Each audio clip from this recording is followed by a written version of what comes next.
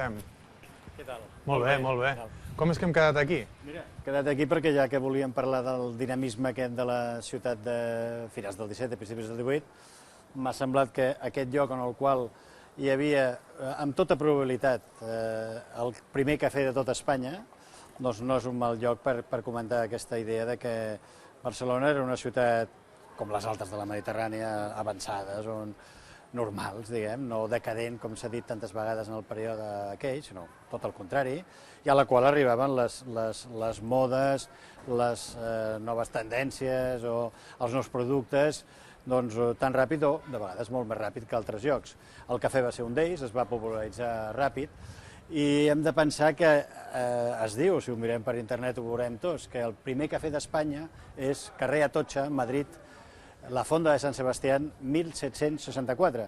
Doncs aquí funcionava, en aquesta cruïlla, un cafè a finals del segle XVII i principis del XVIII, o sigui, almenys uns 60 anys. Hi havia un altre, al carrer dels Canvis, davant del Pla de Palau. Per tant, almenys dos cafès, dits cafès. Un el portava un francès, que es deia Josià, el bon home, i un altre el portava un senyor que es deia Josep Ferrer, que no ens hem de creure que era català, era milanès, perquè hi havia una quantitat considerable d'estrangers que precisament venien a la ciutat perquè la ciutat era econòmicament dinàmica, etc. I aquests dos cafès, almenys, segurament n'hi havia d'altres, i establiments similars on es prenien begudes fredes, granissats, diríem ara, no? Però almenys aquí mateix, una de les quatre, perquè està descrita a la cruïlla, una de les quatre cantonades era, podríem afirmar, el primer cafè d'Espanya. Sí? I qui anava als cafès? Què hi feien també aquesta gent? Home, no devia ser una cosa... Primer el producte, una cosa molt diferent d'ara. Primer el producte en aquell moment és relativament novedós, es ven ja a les adrogueries, confiteries de la ciutat, però aquest és un lloc en el qual anar a prendre cafè, no a prendre el cafè com a la drogueria, confiteria, sinó anar a comprar-lo, sinó anar-lo a prendre. Per tant, unes quantes taules, unes quantes cadires o bancs i a prendre cafè. Per tant, un lloc de sociabilitat que no devia ser molt diferent al que hi havia. Únicament masculina o hi havia... Home, normalment sí, a la taverna hi ha una mica de tot, perquè els homes, evidentment, són els protagonistes. Les dones, la sociabilitat és més aviat les fonts, els forns, i els homes, bàsicament, per la lògica del moment, més aviat les tavernes. De totes maneres, és molt possible que en aquests establiments, per exemple, en els quals aquí, molt a prop d'aquí també, hi havia alguns davant del que era el Palau del Virrei, una mena de pastisseria, que podríem dir ara, en el qual es venien moltes aigües garrapinyades, que és el que deia abans, que amb aquesta denominació tan curiosa, de fet eren granissat de roses, de llimona, de tot el que vulguem. És possible que allà hi hagués una sociabilitat més mixta, si volem dir-ho, però bàsicament la taverna, com ha estat sempre a totes les cultures, és bàsicament homes, no? Perquè la vida quotidiana dins del que seria el temps d'oci anava sempre vinculada als mateixos companys de treball o del gremi o era el moment en què es barrejava tot a Barcelona? Home, les amistats que es fan no ja en el gremi, sinó fins i tot en el lloc de treball, evidentment que això com ara. Això mou a una relació que porta a una sociabilitat en les tavernes. Per exemple, jo he trobat a la documentació, doncs, com una gent que treballa amb un sabater del carrer de per aquí a prop tenien costum d'anar a la taverna, tots junts a la taverna, després de dinar anaven a aquella taverna a veure alguna cosa, no? Per tant, sí, però ho dona també la proximitat.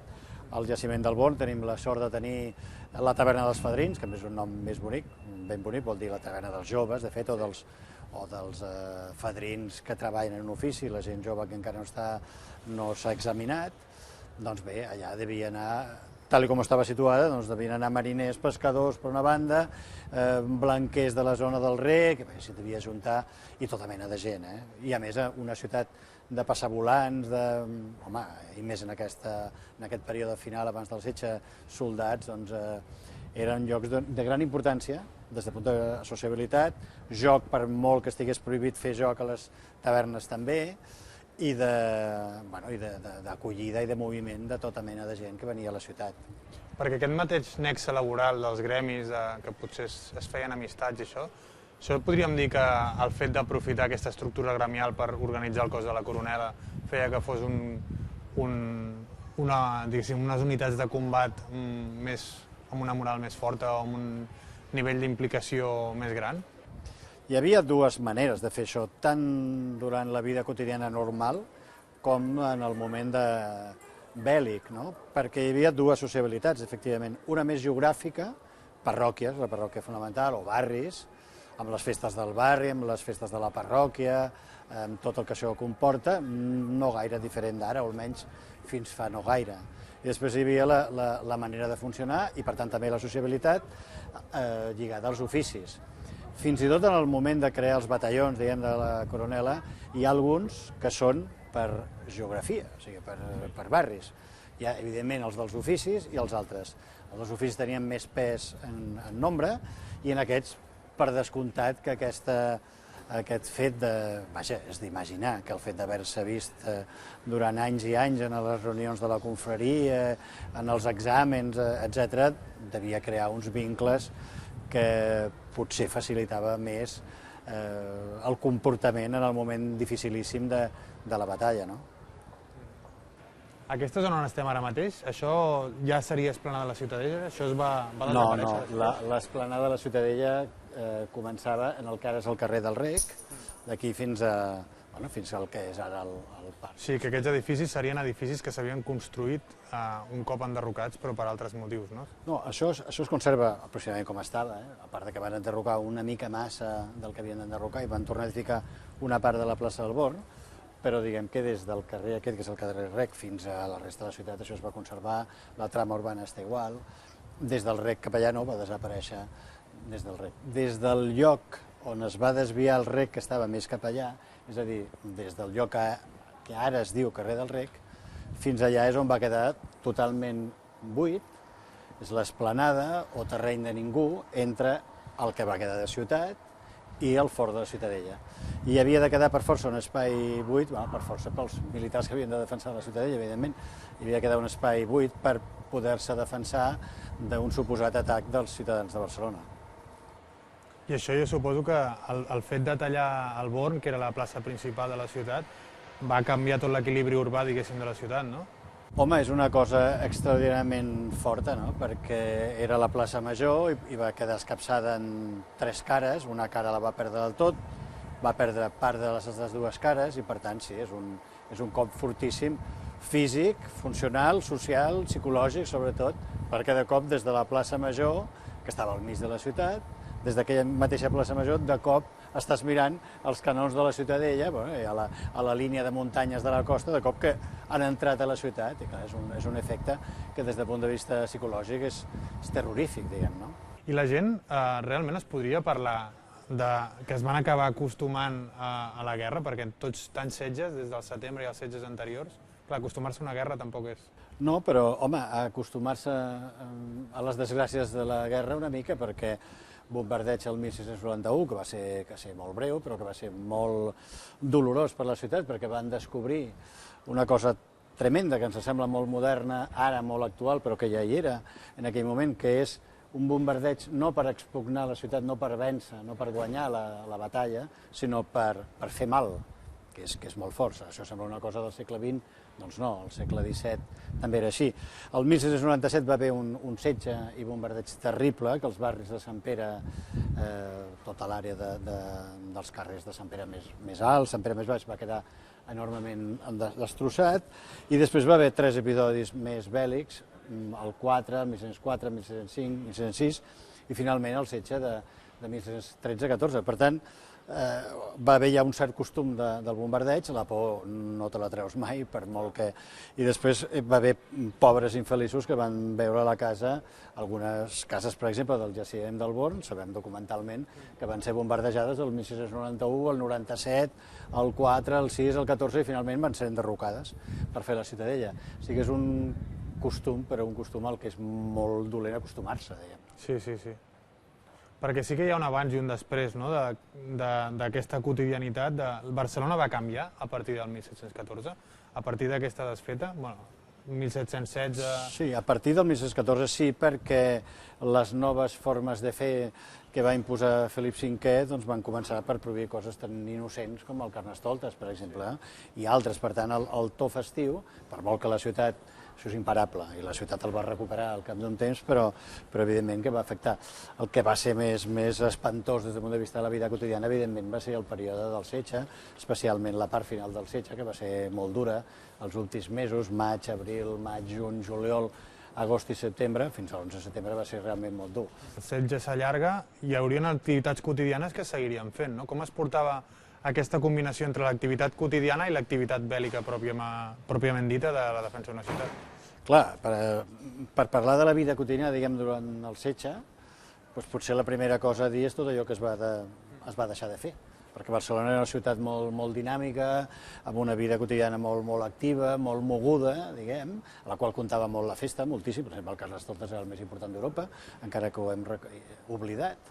Era una ciutat en la qual la dansa i la música eren fonamentals, en la que era fonamental el joc de raqueta, un tenis, aproximadament, el joc de l'argolla, que per cert tenim alguns espais de joc de l'argolla en el jaciment del Bor, tot això jugats en espais públics. Clar, això era una vida molt intensa i això, evidentment, en el moment, especialment els últims mesos, com dèiem, del setge, això s'acaba.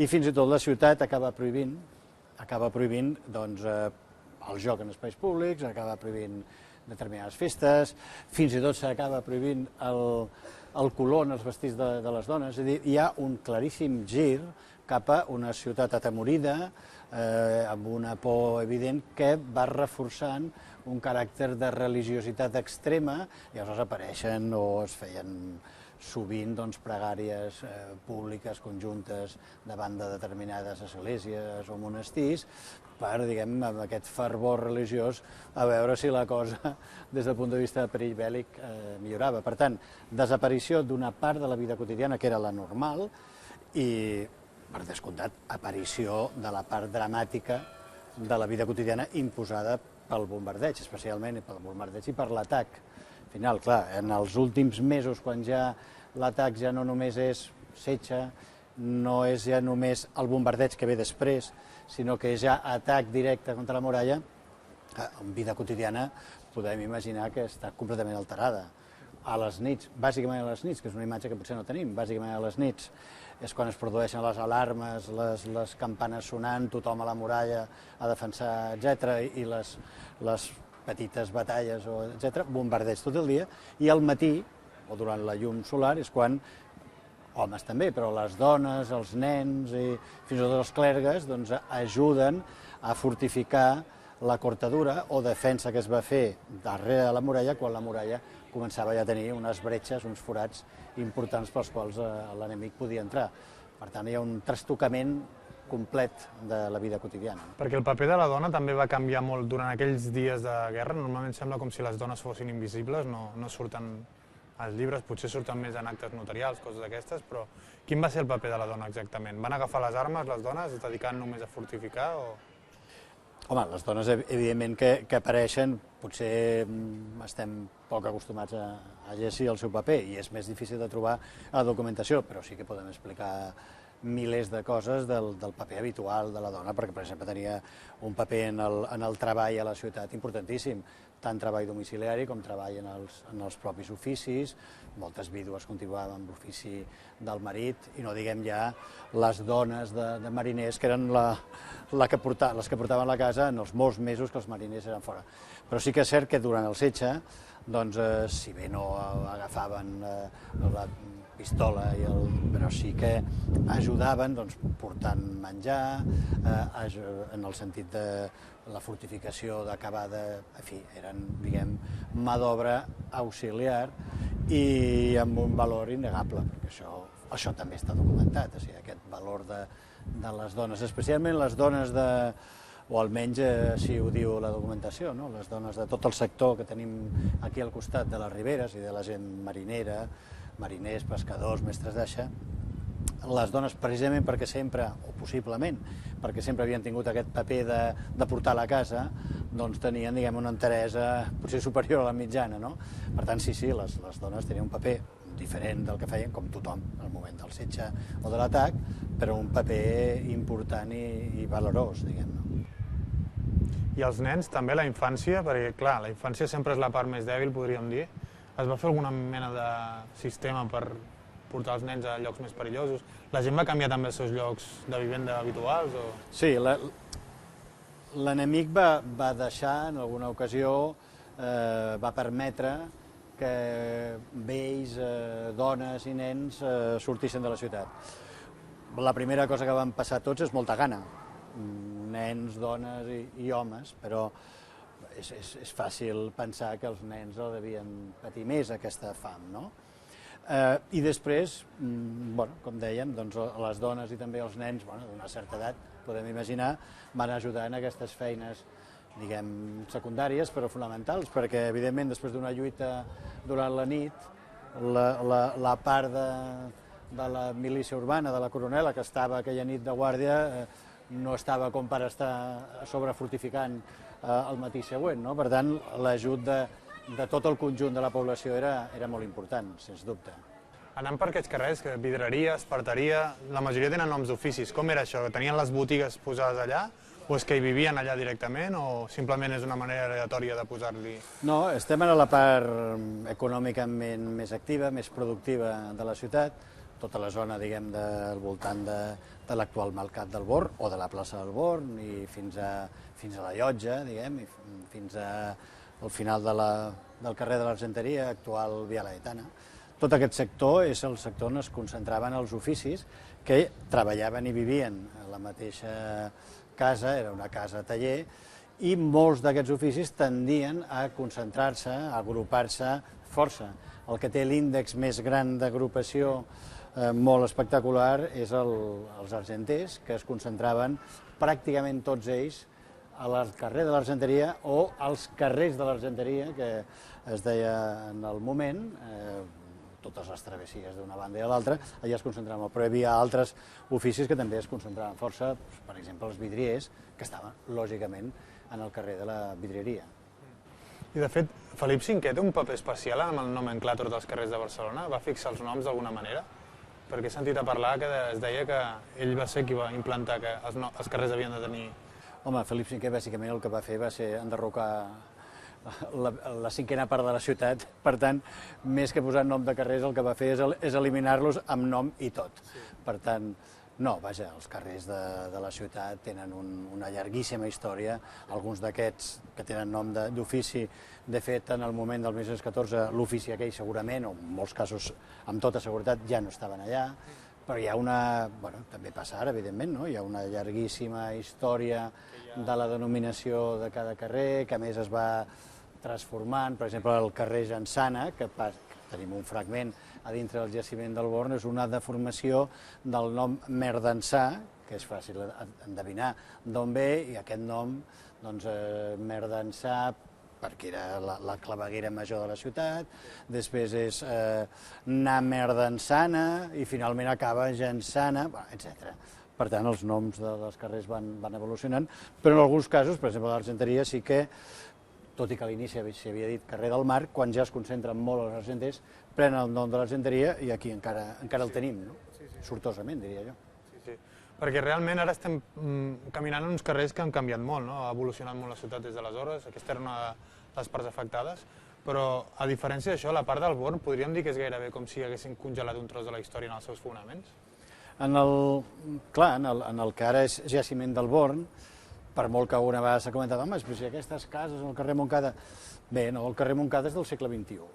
Quan dic que és del segle XXI és que pel carrer Montcada, del carrer Montcada del 1914, hi ha passat al segle XVIII, hi ha passat al segle XIX, hi ha passat al segle XX i hi ha passat un trosset del segle XXI.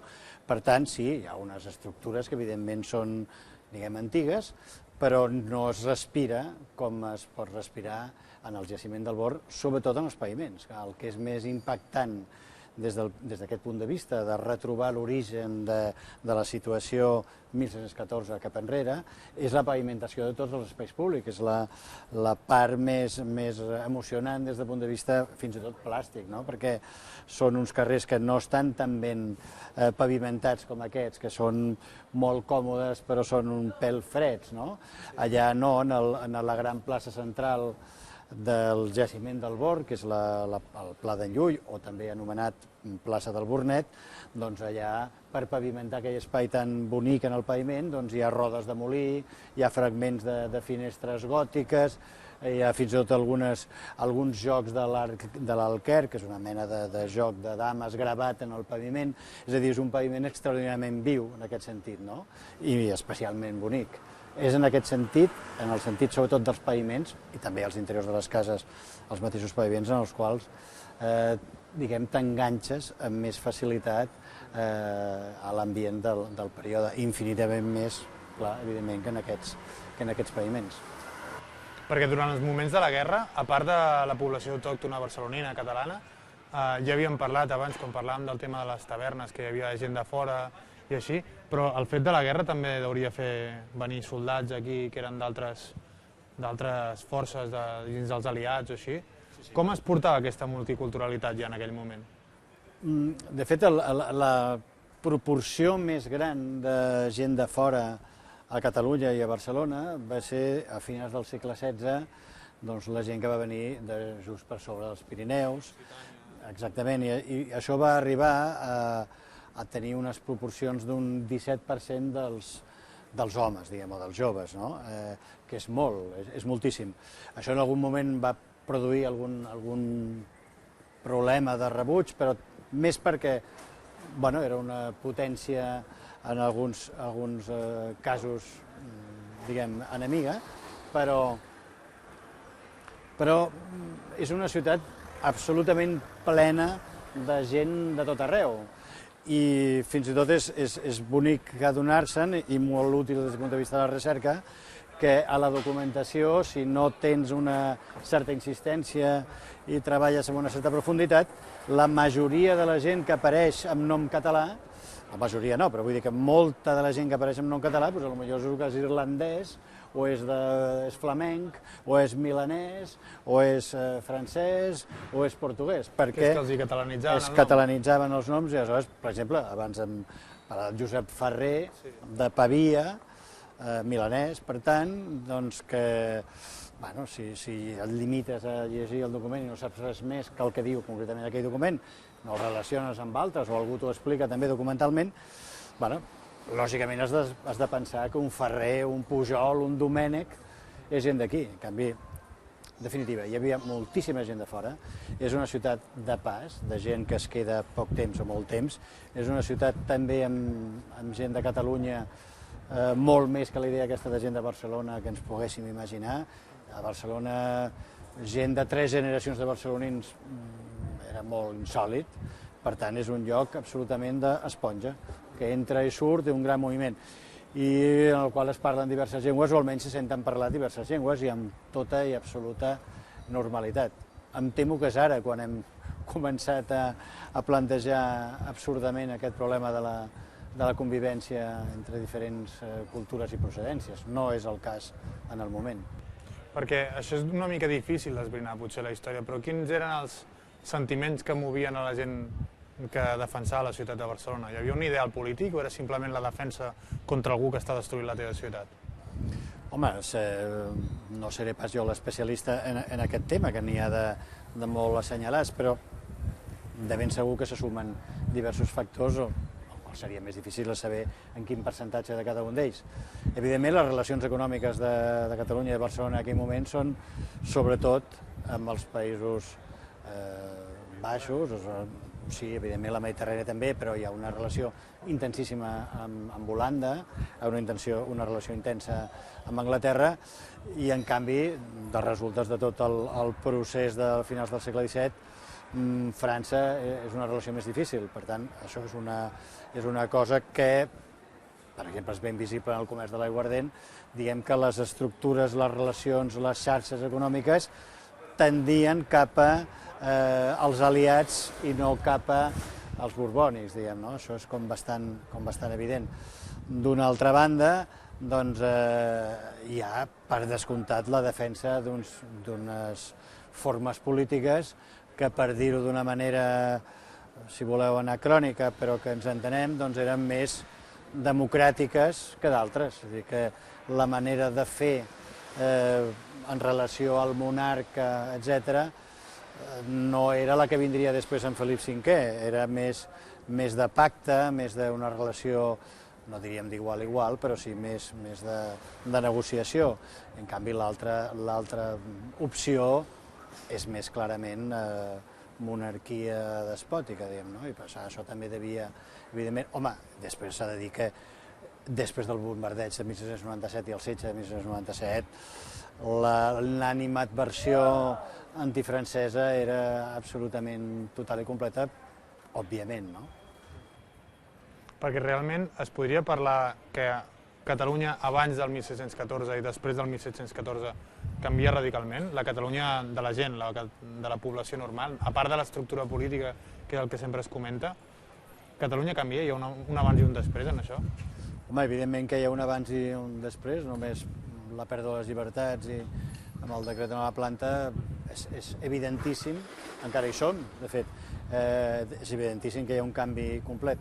El que passa és que la sort per Catalunya és que consolidadament ja des de finals del segle XVI el país funciona amb una capital i un sistema de ciutats, o una xarxa de ciutats, si es vol dir així, que funcionen conjuntament. Per tant, el país, Catalunya, avança amb dues cames, camina amb dues cames des d'almenys 1600. Per tant, un segle i una mica abans, ja de forma consolidada. Això comença a la segona meitat del XVI.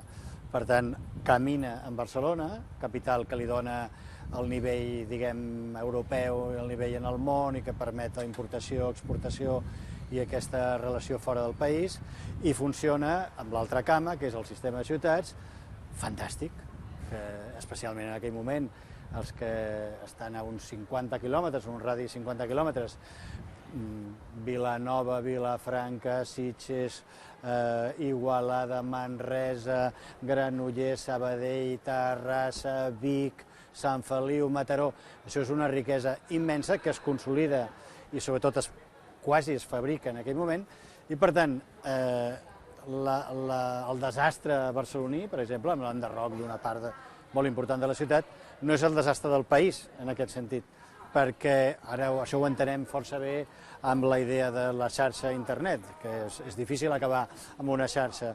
Home, el país funciona d'aquesta manera i, per dir-ho d'alguna manera, quan s'enderroca una part dels barris per fer la ciutadella, no s'enderroquen les fàbriques del país, sinó que s'enderroca en bona part les oficines del centre director del país, per entendre'ns, no? També s'enderroca, evidentment, alguna part productiva.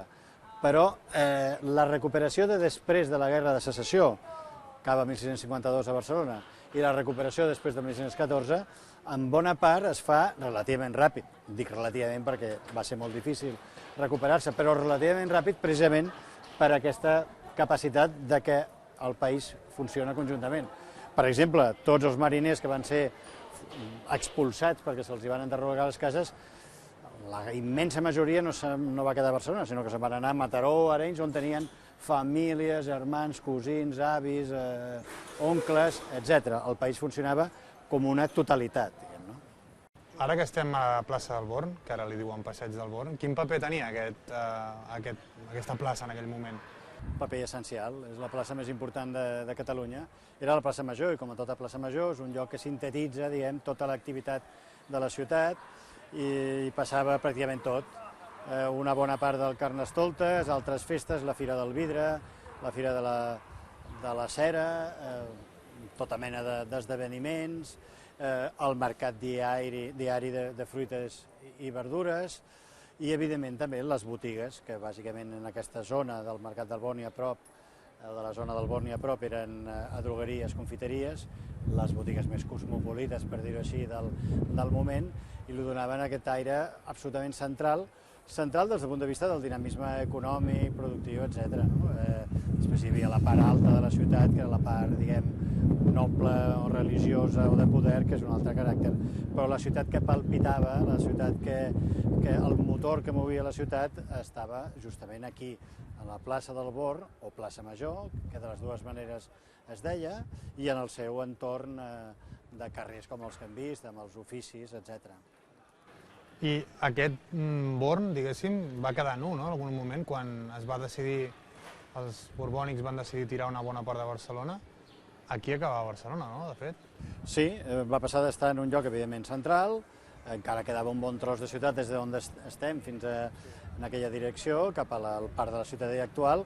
Bé, va quedar tallada, la ciutat va quedar tallada exactament per aquesta línia de cases que veiem aquí i en la que veiem allà a l'altra banda. Aquesta és la línia del tall, per tant, des d'on som, en direcció a la Ciutadella, ja no va quedar més que l'esplanada buida de tot edifici i el fort o Ciutadella, que apuntava, evidentment, cap enfora també els canons, però bàsicament per controlar la ciutat. Per tant, de cop, aquesta plaça Major central, importantíssima, evidentment que va continuar tenint activitat, per descomptat, però sí que és com dèiem, és un efecte psicològic terrible, perquè de cop queda tallada en una cara i en part de les altres dues i enfrontada al control militar dels canons de la Ciutadella. Sí, ens podríem imaginar que si ara mateix estiguéssim en aquest punt, després del 1716, el que veuríem seria una esplanada i els baluards i els glacis de la Ciutadella amb els canons apuntant-nos a nosaltres mateixos. Ni més ni menys, i a més estaríem a la plaça Major de Barcelona. Sí.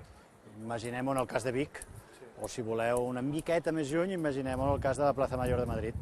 Sí, és tallar la plaça i de cop tenir el fort al davant. Evidentment és desagradable. Se sap de gent que intentés canviar la casa per anar més lluny d'aquí o...? La gent que va veure com la seva casa havia de ser enderrocada i finalment va ser enderrocada, com que a més es va fer per fases, una, dues i tres fases, va haver fins i tot casos més dramàtics, si voleu, amb tres trasllats. Primera línia d'enderroc, m'enderroquen la casa, me'n vaig de lloguer a una altra que està a prop, me'n vaig a casa d'uns familiars una mica més lluny i finalment me'n vaig a la part o bé fora de la ciutat, que va ser la gran majoria, o una part important dels afectats pels enderrocs, o bé me'n vaig a una casa que finalment, a partir d'aquí cap a dins, no va quedar enderrocada. No? Perquè l'enderroc hi havia diferents projectes, no? Un deia tirar fins i tot Santa Maria del Mar, no? Sí, la discussió que van tenir els militars borbonis entre ells sobre com disposar exactament la posició de la Ciutadella, estava clar que l'havien de col·locar aquí perquè era el lloc més feble des del punt de vista de l'atac, precisament va ser per on van atacar ells, tenien ben après i ben estudiat, i per tant aquest era el lloc que, des del punt de vista dels atacs exteriors, era el millor per defensar la ciutat. Però al mateix temps, com que aquesta ciutadella havia de controlar la pròpia ciutat, la discussió estava en si entrava molt a dintre la ciutat o no entrava tant, i per tant si s'enderrocava més o s'enderrocava menys. Bé, aquesta opció, Verbum, que és el que finalment va dissenyar la Ciutadella, va fer el projecte del fort, ell defensava que aquesta era la millor.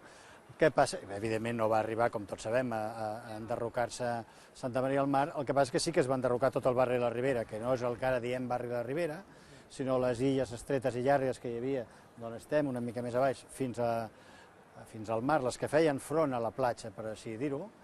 I clar, curiosament hem de recordar que aquestes illes era on vivia la gent més bel·licosa, més resistent i que va oposar més esforç contra l'atac dels militars borbonis. I ells mateixos ho van dir.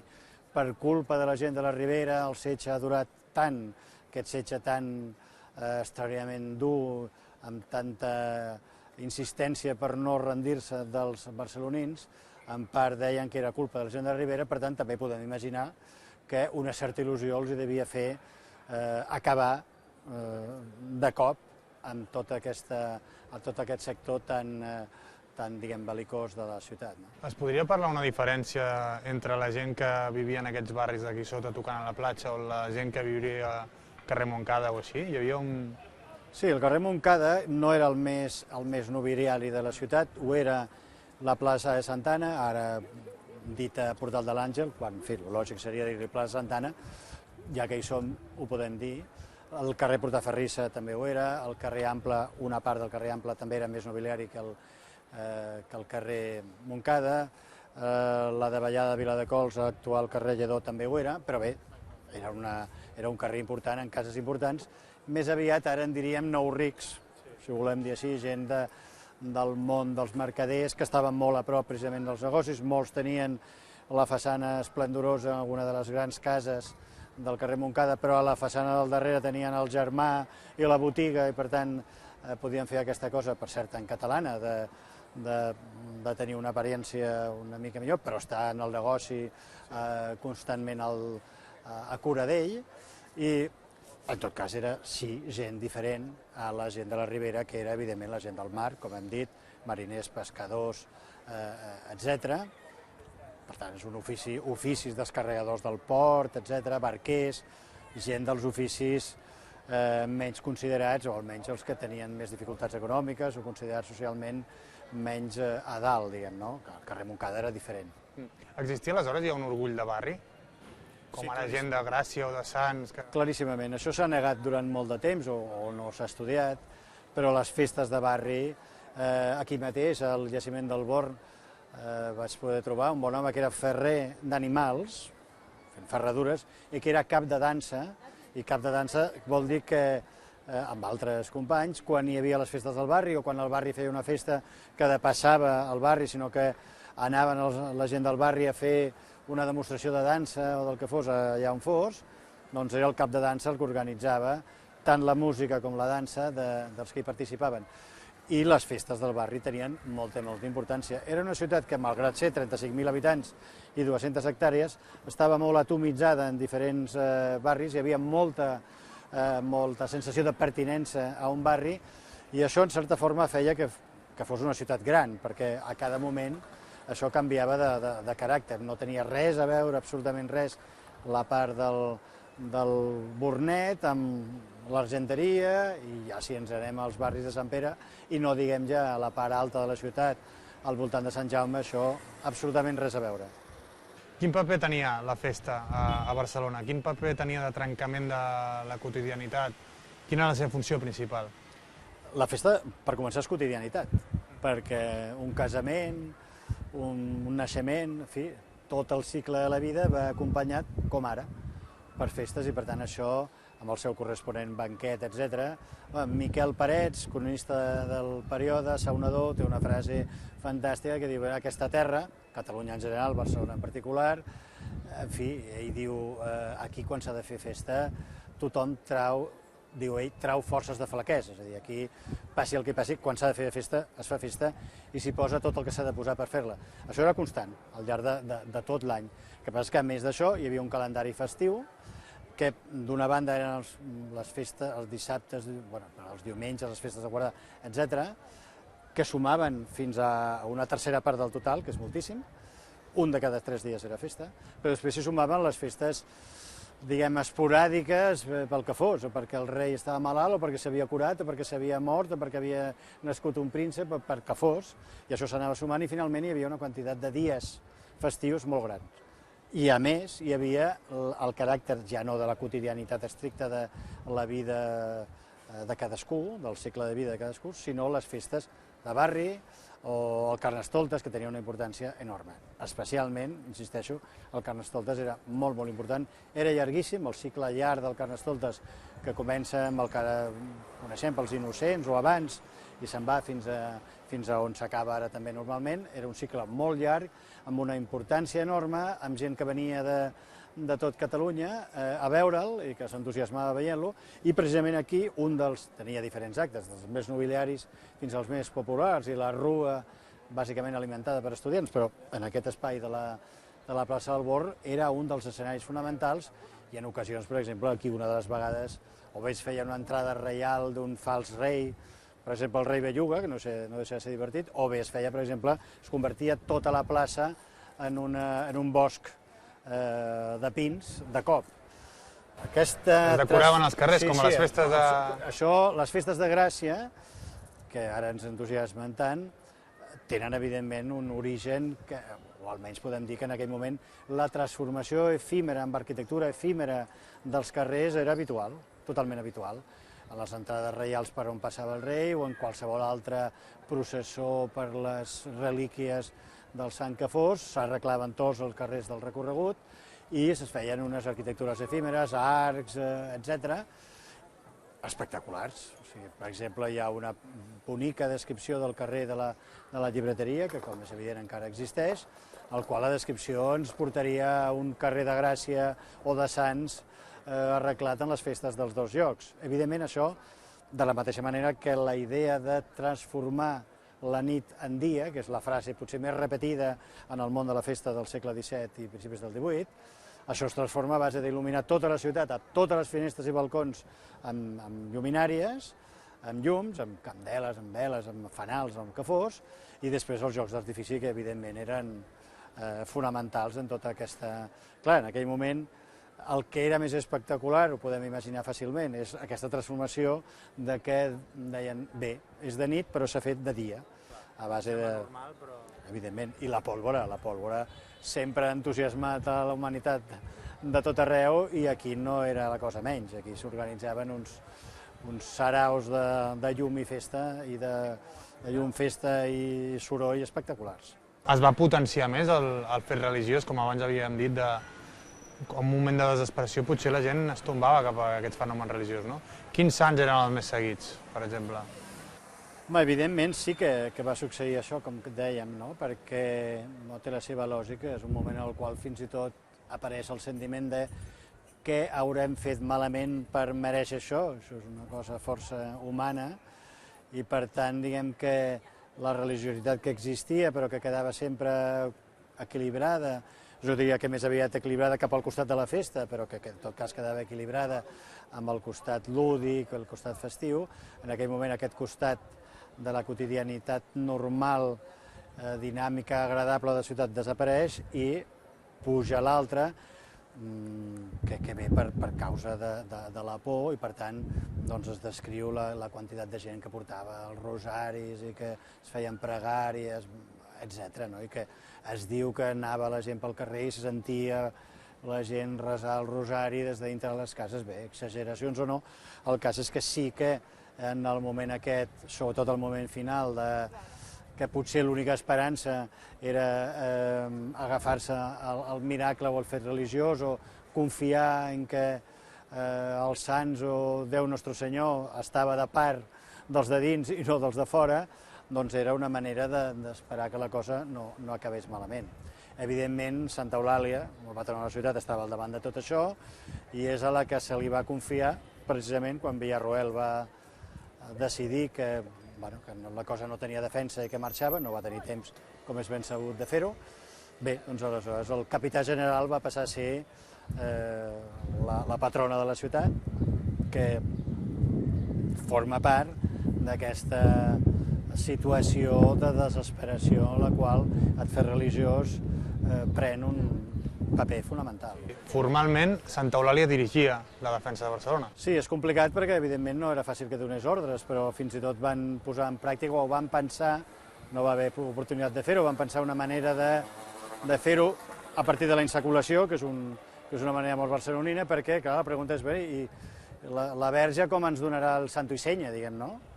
Com ens dirà, doncs aleshores diverses possibilitats dins d'un sac, la mà innocent d'un nen, el nen agafa el paperet, el posa a la mà de la Verge i, per tant, després va el conseller en cap, agafa el paper, això és el que hem de fer.